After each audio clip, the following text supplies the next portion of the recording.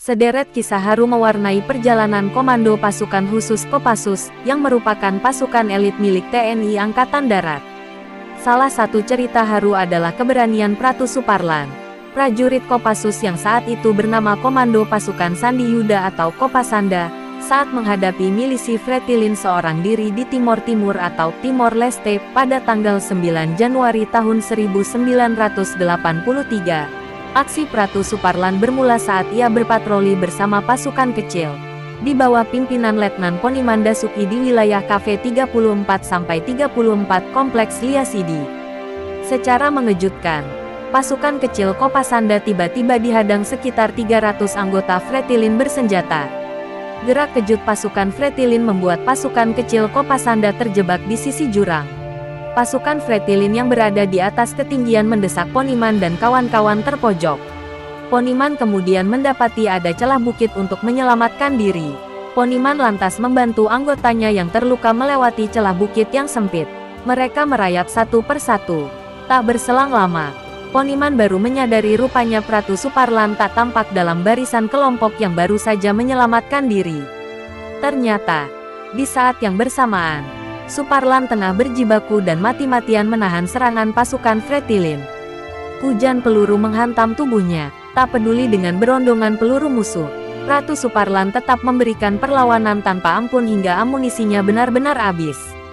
Dalam kondisi tubuh terluka parah dan amunisi kosong, Pratu Suparlan tak mengendurkan perlawanan. Ia berlari ke semak belukar dan kemudian menghunuskan pisau komandonya ke tentara Fretilin. Disebutkan, 6 anggota Fretilin tewas setelah dilumpuhkan Pratu Suparlan menggunakan pisau komandonya. Sisa tenaga Pratu Suparlan kemudian terkuras habis. Hujan peluru musuh pun kembali mengenai tubuh dan membuatnya kekurangan darah. Ia tak mampu berdiri lagi. Dalam kondisi duduk, Pratu Suparlan dikepung musuh yang mengarahkan tembakan ke lehernya.